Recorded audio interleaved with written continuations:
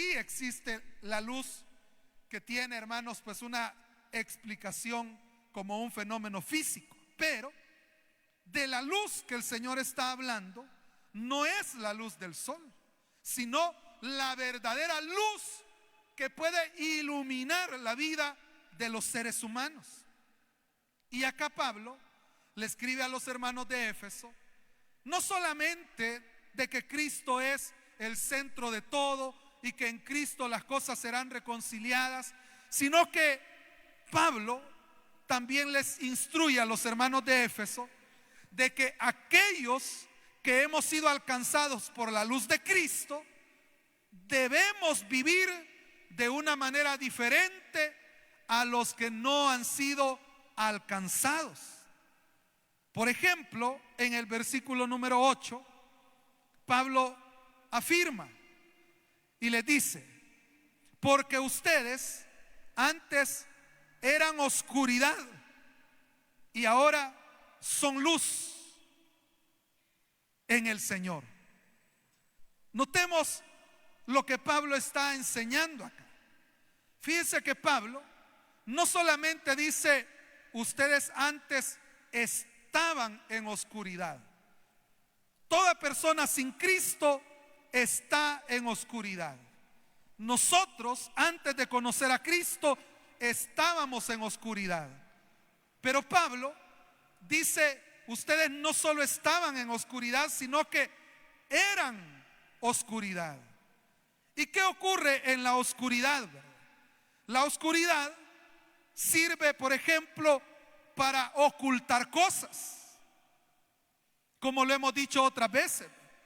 Normalmente la gente que hace el mal prefiere lugares escondidos, lugares oscuros, porque no quieren que les vean haciendo las cosas malas que hacen. La oscuridad es el entorno apropiado para hacer aquellas cosas que son ilícitas, ¿verdad? En oculto. La oscuridad ha estado en la Biblia vinculado con el mal, ¿verdad? Con todo aquello que es malo, aunque eso no es un absoluto, ¿verdad? Pero normalmente se ha utilizado como una figura de lo malo. Y Pablo dice, ustedes eran oscuridad. Lo que quiere decir es, ustedes vivían en maldad. Eso es lo que está diciendo. Pero, ¿qué es lo contrario de oscuridad, hermanos? Lo opuesto de oscuridad es la luz. Y después de decirles, ustedes eran oscuridad, les dice, ahora son luz. Es decir, hemos venido a ser todo lo contrario de lo que éramos. Antes éramos oscuridad, pero ahora somos luz. ¿Cuántos somos luz, hermanos? Pero mire qué hermoso lo que dice ahí, porque dice, ahora son luz en el Señor. ¿Qué quiere decir eso? Que la luz que hay en nosotros, la luz que brilla en nosotros, no es una luz propia, sino que es la luz que viene de Cristo, hermanos. Usted y yo tenemos la capacidad de brillar. ¿Por qué? Porque la luz de Cristo ha llegado a nuestra vida. Es como en su casa, hermano. Si usted tiene en su casa 5, 10, 100 focos, los que sean, pero si usted no aprieta el interruptor, ¿verdad? O el botón, como decimos, cuando llega a su casa para encender las luces, ahí puede haber 1000 focos, pero ninguno va a alumbrar hasta que se conecta, ¿verdad?, la electricidad. Hasta entonces es que pueden brillar esos focos. Lo mismo es en nuestro caso. Hasta que venimos a Cristo, hasta entonces podemos ser luz. Y Pablo dice, ustedes eran oscuridad, ustedes eran tinieblas, pero ahora son luz en el Señor. Eso, hermanos, es importantísimo el poder comprender que en Cristo es que logramos ser luz. ¿Y por qué es importante ser luz? Porque en la oscuridad, en las tinieblas, la gente, hermanos, también no logra ver las cosas como son. Ya lo hemos dicho en otras oportunidades. Por ejemplo, si usted ve a alguien a unos 200 metros de distancia durante la noche, probablemente no lo reconozca. Y aunque sea una persona conocida, pero por la oscuridad, usted quizás ve una silueta, ¿verdad? Ve una persona que viene caminando, o peor aún, como le pasó a los discípulos cuando iban en la barca y el Señor Jesús venía caminando sobre el agua. ¿Se recuerda? ¿Qué pensaron ellos que era? Se asustaron y dijeron: un fantasma, dijeron ellos, ¿verdad? Imagínense, y era el mismo Señor Jesús. O sea, ¿y por qué había que temerle al Señor? Al contrario, la llegada del Señor a ellos era su salvación. Pero tuvieron miedo. ¿Por qué? Porque estaba oscuro, no podían ver con claridad. Y por eso es que la gente, hermanos, comete tantos errores en la vida. Y a veces hay cosas que el ser humano hace pero tan irrazonables, y uno dice: y que no tiene cabeza. Pero es que está en oscuridad, hermanos, está en tinieblas, y por eso toma decisiones que uno diría: es que le falta el dólar entero, dice, porque para tomar esas decisiones. Pero es que cuando no está la luz de Cristo, hermanos, uno no logra discernir las cosas realmente. Pero eso era antes, amén. Hoy ya no estamos en oscuridad, ahora somos luz en el Señor. Entonces viene Pablo y le dice a los hermanos de Éfeso: ustedes son luz. Entonces dice, versículo 8 siempre: vivan como hijos de luz. Mire qué tremendo esto, hermanos, porque lo que Pablo está diciendo es que hay personas que han creído en Cristo y por lo tanto deberían brillar porque ya creyeron en el Señor, pero no están brillando, no están iluminando. ¿Por qué? Porque no están viviendo como hijos de luz. Es decir, aunque han dicho: yo creo en Cristo, yo lo recibo como mi Salvador, pero siguen viviendo como que fueran oscuridad. Y eso no debe ser, hermanos. No puede ser que habiendo recibido a Cristo, quien es la luz verdadera, no estemos brillando. ¿Qué significa la presencia de un creyente en un pasaje, en una colonia, en un país? ¿Qué significa, hermanos? O como yo lo he dicho, por ejemplo, de las células. Cuando una célula se abre en determinado lugar, yo digo: esta es la luz de esta colonia, ¿verdad? Esta es la luz de este pasaje. Porque los que asisten a la célula llevan la luz de Cristo, hermanos. O así debería ser. Pero ¿qué ocurría? Que probablemente habían hermanos de Éfeso que no estaban brillando. Y entonces Pablo les tiene que decir: hermanos, vivan como hijos de luz. Y luego en el versículo 9 Pablo nos habla del fruto de la luz, ¿verdad? Y dice: el fruto de la luz consiste en toda bondad, justicia y verdad. Ahí, hermanos, usted encuentra cuál es el fruto de la luz. En otras palabras, si nosotros somos luz en el Señor, lo que debe brotar de nuestra vida es lo que acabamos de leer: bondad, justicia y verdad. Eso, hermanos, debe ser como la esencia de lo que marca la vida de un hijo de Dios. ¿Qué es lo que debe determinar la forma de vivir de un hijo de luz? Lo que dice acá, hermanos: la bondad. Nosotros debemos ser personas que de nuestro ser, hermanos, brota constantemente la bondad. ¿Y qué es la bondad, hermanos? Es ser bueno. Es ser bueno. Eso quiere decir que nuestras acciones, nuestras palabras deben ir, hermanos, marcados por la bondad. Preguntémonos, ¿lo que estoy a punto de hacer es algo bueno? Jesús, hermanos, enseñó muchas cosas. Y él dijo: si tu enemigo tiene hambre, dale de comer. Fíjese, lo que Jesús enseñó es que nuestro actuar debe ir en contra de nuestros impulsos, de nuestras emociones. Porque si alguien se considera nuestro enemigo, obviamente esa persona nos ve mal, quizás tiene actitudes negativas, adversas contra nosotros. Y entonces, cuando alguien actúa de esa manera contra nosotros, lo normal, ¿verdad?, es que sintamos cierto rechazo, ¿sí o no?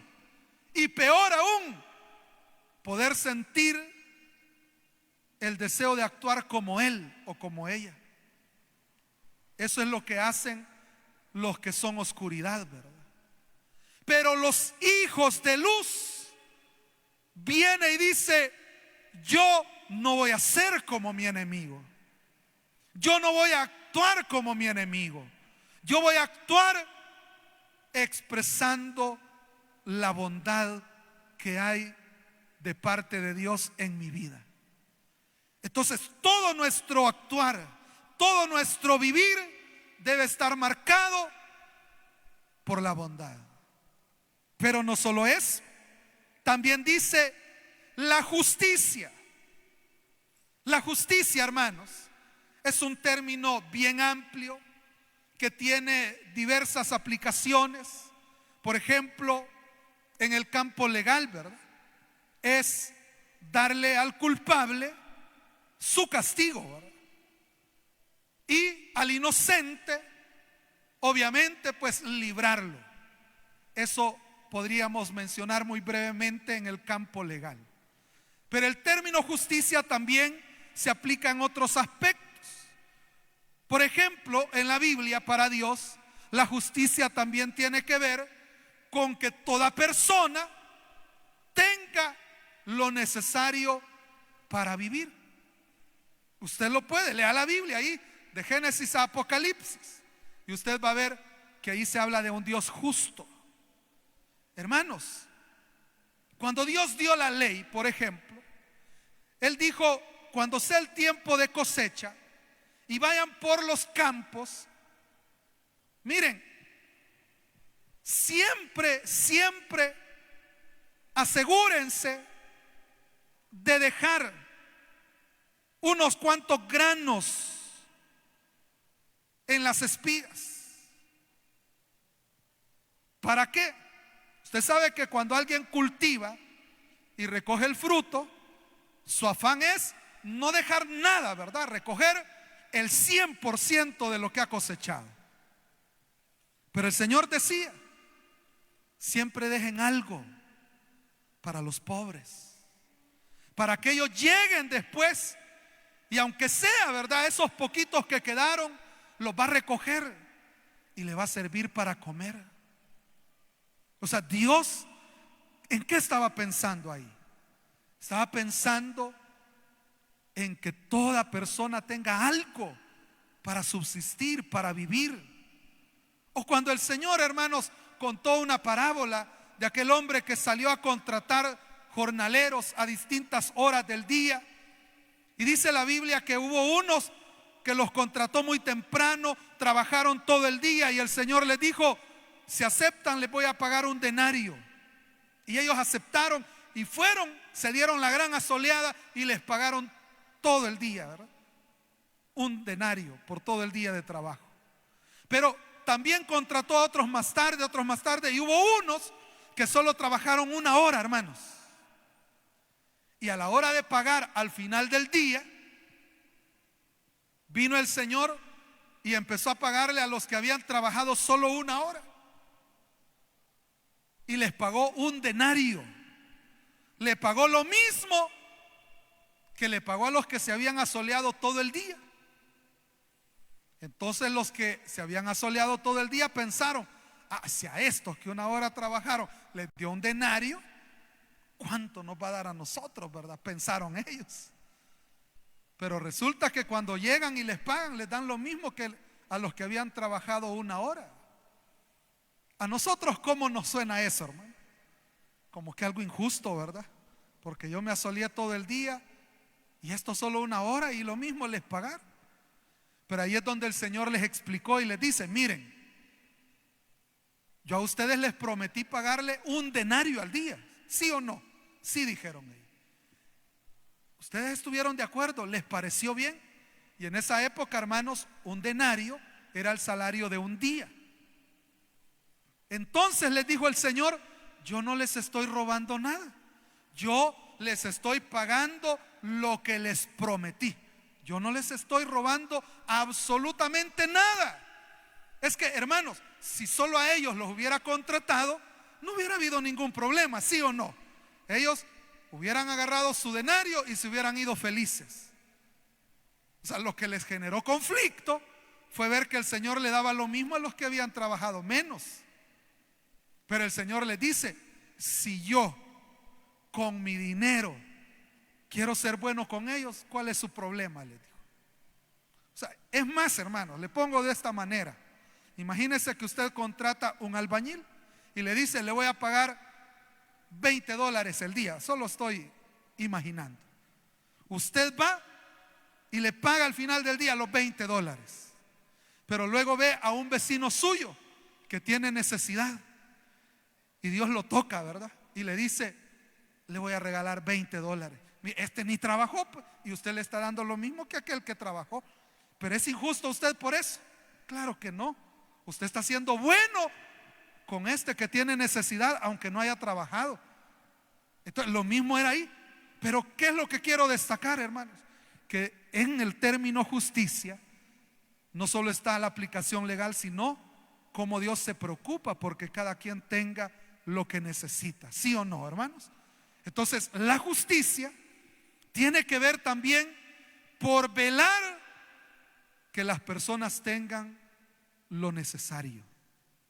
Por el tiempo, hermanos, no me voy a extender más en el tema de la justicia, pero es un término que lo vamos a abordar en alguna oportunidad de manera específica. Luego, hermanos, el punto de la verdad. La verdad debe ser parte de nuestra vida. Lo que estamos haciendo, lo que pensamos hacer, debemos siempre evaluarlo de acuerdo a esto que el Señor está diciendo. Usted sabe, hermanos, que de repente hay gente que se dedica a estafar, ¿verdad? De muchas maneras.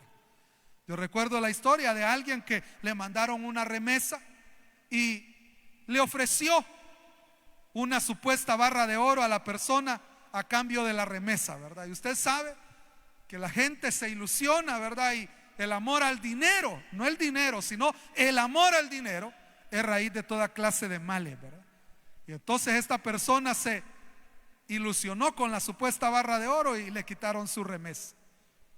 ¿Pero a qué quiero llegar? O sea, cómo hay personas, pero son esas personas de las que Pablo habla, que son tinieblas, que a ellos no les importa engañar a nadie con tal de beneficiarse ellos, ¿verdad? Con tal de sacar provecho personal, la gente engaña, hermanos. La gente miente, la gente no le importa la verdad.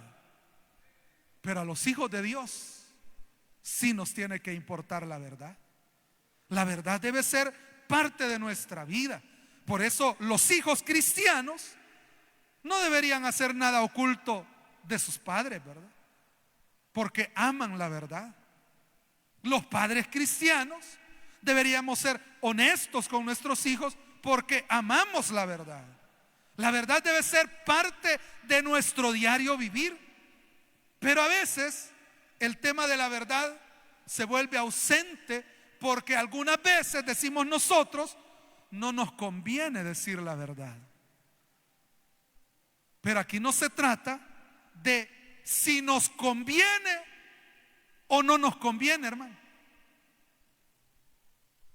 Dios ama la verdad y por lo tanto nosotros debemos también vivir en la verdad.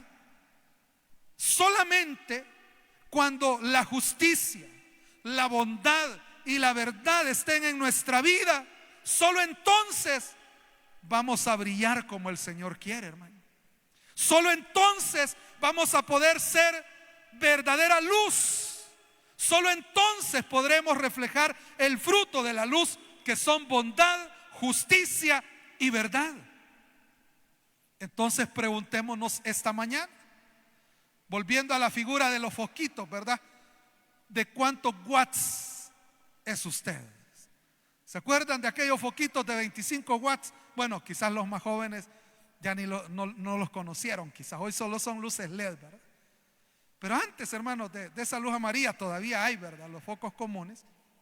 Pero habían unos foquitos de 25 watts que eso no alumbraban nada, hermano. O sea, usted ponía uno de esos y casi era lo mismo, ¿verdad? Entonces, cuando usted quería estudiar, ¿verdad?, se quemaba la vista ahí queriendo ver, pero no se podía. Entonces comprábamos focos de 60 por lo menos, ¿verdad? O de 100. Entonces, como cristianos, hermanos, que somos luz, ¿qué tanto estamos alumbrando? ¿Qué tanta bondad hay en nuestra vida? ¿Qué tanta justicia hay en nuestra vida? ¿Qué tanta verdad hay en nuestra vida? Según nosotros nos apropiemos de esto, así será la luz que vamos a dar. Y la luz, hermanos, tiene propósitos. Dice el versículo 10: comprueben lo que agrada al Señor. Es decir, nosotros tenemos que evaluar, hermanos, cuándo algo es agradable a Dios o no. ¿Y cómo podemos evaluarlo? ¿Cómo podemos llegar a la conclusión de que algo es agradable al Señor?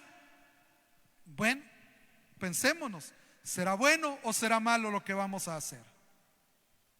¿Traerá beneficio o va a dañar? Preguntémonos, ¿lo estamos tratando de hacer de la manera más justa o estamos buscando solo el provecho personal? ¿Estamos dándole a la verdad el valor que se merece en esto que vamos a hacer? O, como dicen ahí, bajo de agua, hermano. Estos elementos que acabamos de mencionar, la bondad, la justicia, la verdad, nos permiten discernir si algo es la voluntad del Señor. Usted sabe que a veces hay que tomar decisiones y cómo nos cuesta, ¿sí o no? Porque hay decisiones que no son tan fáciles. Pero usted tiene acá un elemento importante, ¿verdad?, en este pasaje. Bueno, en esta decisión, como Dios no me ha hablado, no he oído su voz, ¿verdad?, no me ha mostrado en sueños, no me ha revelado. Entonces, ¿cómo puedo saber? A la luz de la palabra. Y usted viene y dice, bueno, esta decisión, este plan, este proyecto, ¿es algo para bien o es algo para mal? Usted lo evalúa, ¿verdad? Y si usted dice, bueno, yo no le veo nada de malo, bueno, ya pasó el primer examen. Segundo, ¿tiene fines justos? ¿Tendrá objetivos justos lo que yo quiero hacer? Y si usted dice, pues yo no le veo nada de malo, ¿verdad? Yo no le veo nada injusto, bueno, ya pasó. Dos, ¿verdad? Y el tercero, no voy a echar mano de recursos engañosos para que salga bien esto. Y si usted dice, no, yo estoy basado en la verdad y se aprueba las tres cosas, siga, hermano, dele, ¿verdad? Dele, no hay problema. Porque usted no está violentando estos principios que deben regir a los hijos de luz. versículo 11. Dice, no tengan nada que ver con las obras infructuosas de la oscuridad. Aquí, hermanos, Pablo está mencionando de cómo en ese mundo sin Cristo, en ese mundo de oscuridad, oiga, hay un obrar, o sea, hay un actuar, hermanos, hay todo un sistema en el mundo que está operando, hermanos. El mundo, como dice la Escritura, influenciado por el mismo Satanás, está siempre trabajando para cumplir el propósito del maligno. Pero dice que esas obras son infructuosas. ¿En qué sentido? Que las obras que se hacen en oscuridad no traen ningún provecho, hermanos. Las obras en oscuridad lo único que traen es daño. Lo único que traen es destrucción. Lo único que traen, hermanos, es sufrimiento, dolor. Si no, vea el mundo en que estamos, hermano. Estamos en el siglo XXI con grandes avances tecnológicos. ¿Y saben qué es lo que más invierte el ser humano? En armas de guerra. Tienen países aguantando hambre, pero gastan millones y millones y millones en armas. Y uno dice, con tanta inteligencia que el ser humano ha llegado a tener, que ahora, hermano, inventan lo que quieran. No hemos sido capaces de crear un mundo tan justo, ¿verdad? ¿Pero por qué? Porque son obras hechas en oscuridad y son obras infructuosas, que lo que buscan es el beneficio de algunos. Y por eso dice acá, no tengan nada que ver con las obras infructuosas. Toda aquella obra que no es buena, justa y verdadera, toda esa obra no corresponde a hijos de luz, y por lo tanto no tengamos nada que ver con esas obras.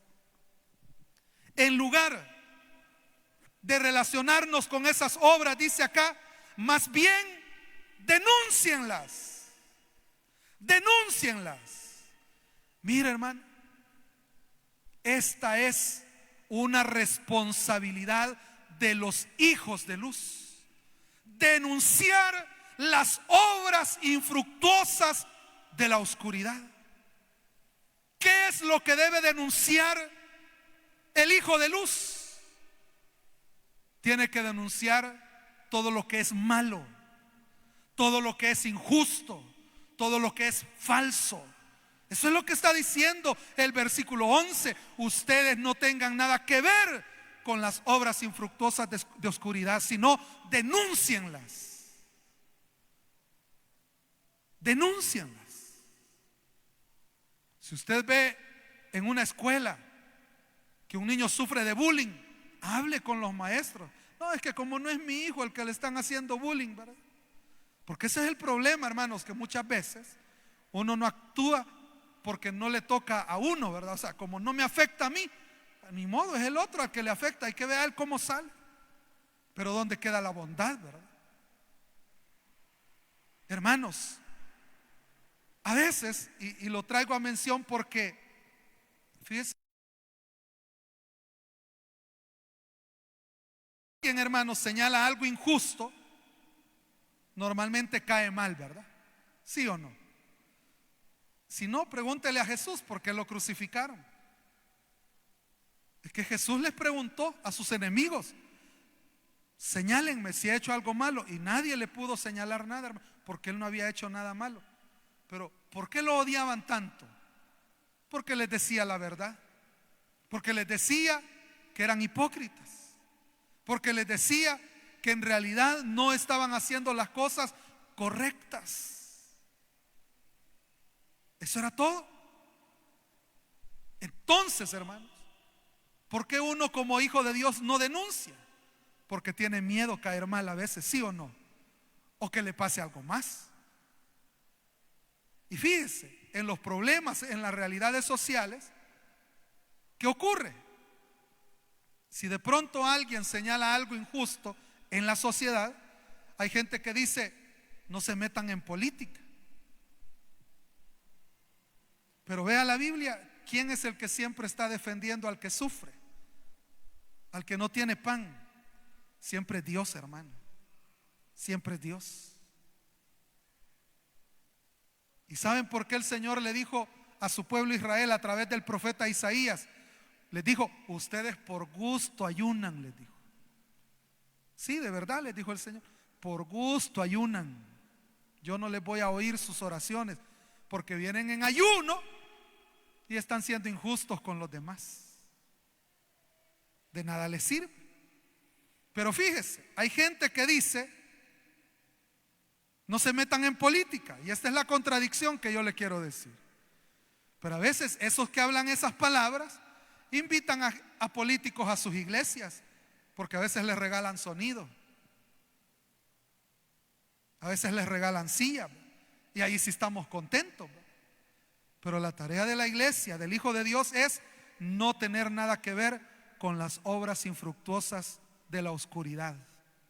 Sea donde sea, hermano, en su lugar de residencia, donde usted trabaja, o sea, usted tiene que siempre estar desligándose de toda obra infructuosa de la oscuridad. Siempre, hermano. Y si sabe de alguna obra infructuosa, puede denunciarla. Claro, le puede traer consecuencias. Sí.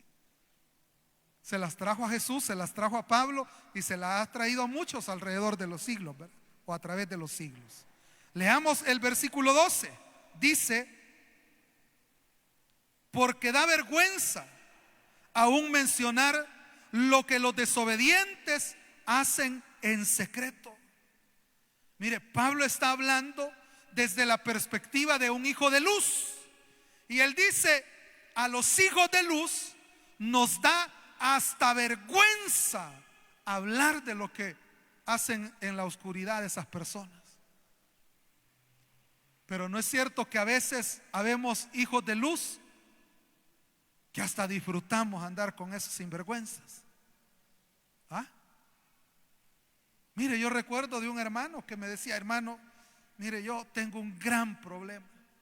Mi gran problema son los días viernes, me decía. ¿Por qué? Es que los viernes mis amigos salen a tomar, me dice, y yo me voy con ellos. ¿Y allá en dónde? Termino echándomelo yo también. O sea, hermano, la Biblia dice, no tengan nada que ver con ellos, ¿verdad? O sea, ¿qué tenía que hacer este hermanito? Hermano, ni juntarse con ellos, ¿verdad? Pero a veces hay hermanitos que, ay, que a vos tu mujer te manda, por eso no. Vaya pues para que vean que no me manda mi mujer. Y ahí van bien como corderos al matadero, cuando deberían estar firmes en sus convicciones y decir, yo no tengo nada que ver con esto. Es más, me da vergüenza lo que hacen. Eso debería ser en los hijos de luz, ¿verdad? Si usted va a ir a traer tortillas, no vaya a la hora que van todas las chambrosas o chambrosos. Vaya más temprano o más tarde. Y si va a esa hora, evangelice mejor, aproveche. Pero a veces, hermano, como dijo alguien por ahí, ¿verdad? Si usted quiere que algo se divulgue, vaya a contarlo al molino, ¿verdad? Y de ahí sale para las tortillerías y de ahí sale para todas las casas, ¿verdad? Pero, hermanos, la estrategia está buena, pero en vez de los chismes, el evangelio, ¿sí o no, hermanos? El evangelio. Pero ¿por qué lo menciono? Porque a veces hay pecados, por ejemplo la mentira, que es contrario a la verdad. A veces los cristianos pensamos, no, pero es que una mentira no es tan grave como robar, como matar, ¿verdad? Y pensamos que solo robar y matar son obras de la oscuridad, pero no, hermanos. Mentir también es una obra de la oscuridad. Cuidémonos y que nos dé vergüenza, hermanos, esas cosas pecaminosas que el mundo hace. Y dice el versículo 13, pero todo lo que la luz pone al descubierto se hace visible, porque la luz es lo que hace que todo sea visible. Hermanos, cuando la luz de Cristo llegó a nuestra vida, vimos todo el pecado que había en nuestra vida, ¿sí o no, hermanos? El Señor nos puso al descubierto y nos dimos cuenta que éramos pecadores y necesitábamos el perdón que solo Él da. Pero ¿sabe algo? Cuando usted y yo brillamos como hijos de luz que somos, también ponemos al descubierto las obras de maldad que los demás andan haciendo. Sí, hermano, usted a veces no tiene ni que decir nada, solo convivir correctamente, usted está iluminando y poniendo al descubierto las rajaduras, las sinvergüenzadas y todo el pecado que los demás tienen. De verdad, hermano. Y la gente se siente a veces hasta señalada sin que usted diga nada. Por ejemplo, a veces están contando chistes groseros, con solo que usted se acerca, hey, cállate, ahí viene la hermana, ahí viene el hermano. Porque ya saben que usted no es como ellos, ya saben que usted es diferente y se sienten reprendidos. Y eso es lo que Dios desea, que nuestra luz brille tanto que exponga la condición de oscuridad que los demás tienen, para que busquen a Cristo, para que busquen al Señor, para que se refugien en Él. Y dice el versículo número 14, la parte final. Por eso se dice: despiértate, tú que duermes, levántate de entre los muertos y te alumbrará Cristo. Mire qué tremendo el llamado que se hace acá. Dice: despiértate, tú que duermes, y levántate. ¿De dónde, hermanos? De entre los muertos. Es que cuando la luz de Cristo no ha llegado a una persona, esa persona está muerta, hermanos, espiritualmente. Está muerta en sus delitos y pecados. O sea que este mundo, hermanos, es un cementerio andando, ¿verdad? Pero el Señor dice: despiértate, tú que duermes, date cuenta que hay un Cristo que puede iluminar tu vida. Y por eso dice: levántate de entre los muertos y te alumbrará Cristo. Si usted y yo somos hijos de luz, no podemos andar como muertos, hermano. No podemos andar como hijos de oscuridad. Que en nuestra vida, hermanos, la luz dé su fruto y haya en nosotros bondad, justicia y verdad en todo lo que hacemos, y así nuestra luz brillará como Cristo quiere que brille. Oremos, hermanos, esta mañana. Cierre sus ojos y ahí en su lugar, ahí donde está, usted puede decirle: Señor, ayúdame, ayúdame a poder brillar. Ayúdame, Señor, a poder ser la luz que tú quieres que yo sea. Señor, permíteme poder dar el fruto de la luz, que es bondad, justicia y verdad. Ahí donde está, hermano y hermana, que su anhelo sea brillar para la gloria de Dios. Que nuestra luz pueda iluminar a nuestra familia, a nuestros vecinos, a nuestros compañeros de estudio, de trabajo. Que nuestra luz brille para la gloria de nuestro Dios. Ore al Señor y dígale: Señor, yo quiero brillar para tu gloria, para tu honra.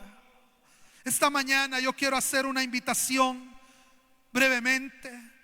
Si hay alguien que necesita recibir a Jesús como su Salvador, o si alguien necesita reconciliarse, hágalo esta mañana. El Señor quiere traer su luz sobre su vida. ¿Hay alguien esta mañana que quiere venir a Cristo por primera vez o reconciliarse? El Señor quiere traer esa luz gloriosa sobre su vida. ¿Hay alguien esta mañana que viene a Cristo? Levante su mano bien en alto. Levante su mano y venga a Cristo esta mañana. ¿Hay alguien que viene a Cristo? Entréguese a Él esta mañana. Deje que la luz de Cristo brille sobre usted, brille sobre su vida. ¿Hay alguien? Levante su mano. Si alguien va a venir a Cristo por primera vez esta mañana o se va a reconciliar, deje que el Señor se manifieste como solo Él sabe hacerlo. Hago el último llamado. Vamos a orar en breve, pero si usted sabe que necesita venir al Señor para reconciliarse, venga hoy. Para recibirlo por primera vez como su Salvador, venga hoy. Levante su mano bien en alto.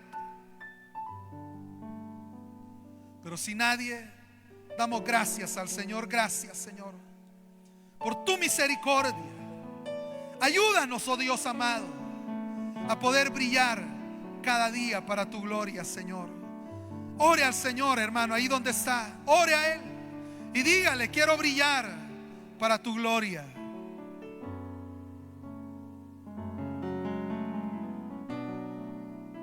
Gracias, Señor, te damos en esta mañana. Aleluya. Gracias, Señor.